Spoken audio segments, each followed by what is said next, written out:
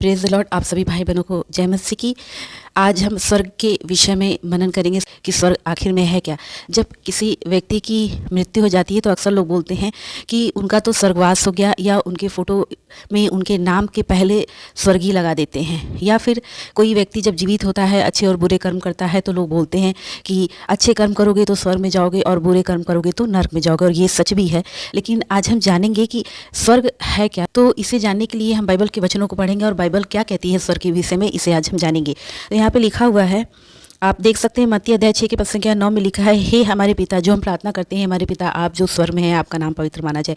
तो सबसे पहले हम क्या बोलते हैं, हे हमारे पिता आप जो स्वर्ग में हैं। यानी एक बात तो स्पष्ट हो गया कि पिता कहाँ रहता है। स्वर्ग क्या है, प्रभु और परमेश्वर का क्या है, निवास स्थान है।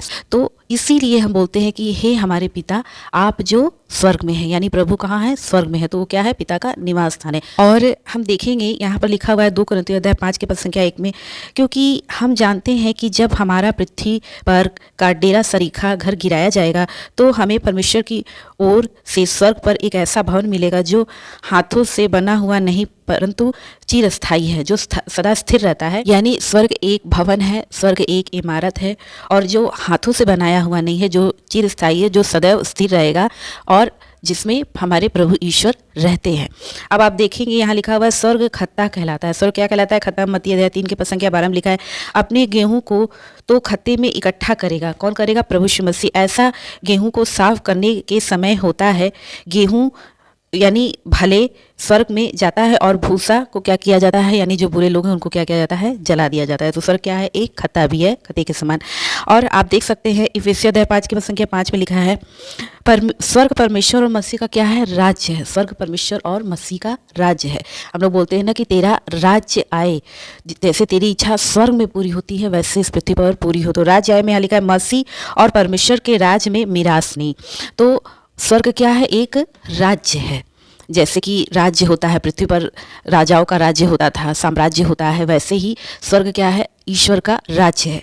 और आप यहाँ देखेंगे स्वर्ग पिता का घर कहलाता है। यूहन्ना अध्याय 14 के पद संख्या 2 में लिखा है, मेरे पिता के घर में बहुत से रहने के स्थान है, यदि न होते तो मैं तुमसे कह देता, क्योंकि मैं तुम्हारे लिए जगह तैयार करने जाता हूँ। मैं तुम्हारे लिए क्या तैयार करने जाता हूँ, जगह तैयार करने। यानी यूहन्ना अध्याय 14 के पद संख्या 2 के अनुसार स्वर्ग पिता का घर कहलाता है।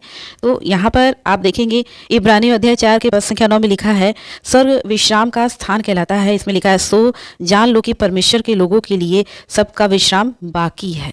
विश्राम का स्वर्ग क्या है, विश्राम का स्थान भी कहलाता है, जहाँ पर हर एक आत्माएं विश्राम करेंगी प्रभु के निवास स्थान में, यानी स्वर्ग में।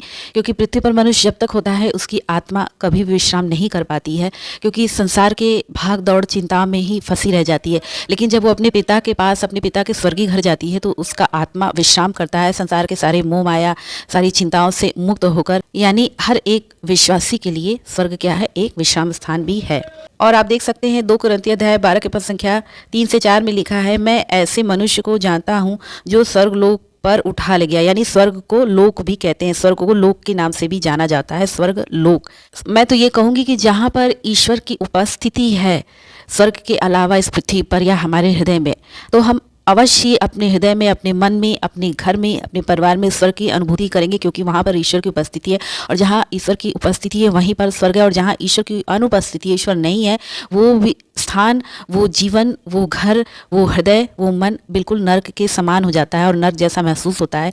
आपने देखा होगा कि जब हम अपने जीवन में प्रभु यीशु मसीह को अनुभव करते हैं और जब हम पवित्र आत्मा के अनुसार अपने जीवन को जीते हैं और पवित्र आत्मा से भरपूर होकर अपने जीवन को जीते हैं, तो उस वक्त जो हमारे हृदय में, हमारे जीवन में जो आनंद होती है, जो शांति होती है, जो उल्लास होता है, वो ऐसा महसूस होता है कि जैसे हम अभी स्वर्ग में जीवन व्यतीत कर रहे हों। लेकिन जैसे ही हम प्रभु से दूर होते हैं, जैसे हम संसार के नज़दीक होते हैं, जैसे ही हमारे अंदर बुराइयां प्रवेश करती हैं, जैसे ही हमारे हृदय में चिंताएं आ जाती हैं, जब हमारे मन में चिंता और तमाम प्रकार की बुराइयां प्रवेश कर जाती हैं, तो उस वक्त हम ऐसा महसूस करते हैं, जब हम उलझनों से घिर जाते हैं, तो ऐसा लगता है कि एक नर्क की अनुभूति होने लगती है। ऐसा लगता है, क्योंकि नर्क वो स्थान है जहाँ पे बेचैनी है, तड़पन है, दुख है, तकलीफ है, पीड़ा है, और वो चीज़ हम अपने जीवन में कब महसूस करते हैं, जब हम प्रभु यीशु मसीह से दूर हो जाते हैं। और जैसे हम प्रभु यीशु मसीह की उपस्थिति में आते हैं, जैसे हम प्रभु की संगति में आते हैं, जैसे ही हम प्रार्थनाओं में अपना समय व्यतीत करते हैं, प्रभु की आज्ञाओं पैर चलते हैं तो वैसे ही हम पवित्र आत्मा से परिपूर्ण हो जाते हैं और प्रभु का आनंद, प्रभु की शांति हमारे हृदय में, हमारे जीवन में, हमारे मन में, हमारे घर में,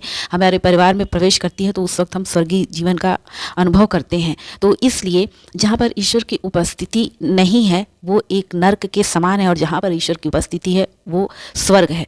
लेकिन स्वर्ग एक विशेष स्थान है जहाँ पर हम, जब हमारी मृत्यु होगी तो हमारे कर्मों के द्वारा यदि हम अच्छे कर्म किए होंगे न्याय के दिन में, तो वहाँ पर हम प्रभु हमें स्वर्गराज प्रदान करेंगे। लेकिन जब हमारे कर्म बुरे होंगे, जब हमारा चाल चलन बुरा होगा, जब हम अपने जीवन में प्रभु यीशु मसीह की आज्ञाओं पर नहीं चलेंगे, तो अंत के दिनों में जब न्याय होगा तो उस वक्त हर एक मनुष्य को नर्क की आग में डाल दिया जाएगा। यही कारण है कि बाइबल हमें सिखाती है अपने पिता के पास लौट आओ, क्योंकि यदि हम अपने पिता के पास वक्त रहते नहीं लौट कर वापस आते हैं तो अंत के दिनों में हम नर्क की आग में डाल दिए जाएंगे। इसलिए आज इस बात पर अपने जीवन में गंभीरता पूर्वक विचार करें, क्या हम एक सच्चे मसीह का जीवन जी रहे हैं? किस लिए अभी भी वक्त है। प्रभु यीशु मसीह हमें स्वर्ग राज्य देने आए, प्रभु यीशु मसीह हमें अनंत जीवन देने आए, और इसीलिए प्रभु यीशु मसीह ने हमारे लिए क्रूस पर इतनी पीड़ा सही ताकि हम अनंत जीवन को प्राप्त करें। प्रभु इन वचनों के द्वारा आप सभी भाई बहनों को और आपके परिवारों को बहुत ऐसे आशीष दे। सभी को जय मसीह।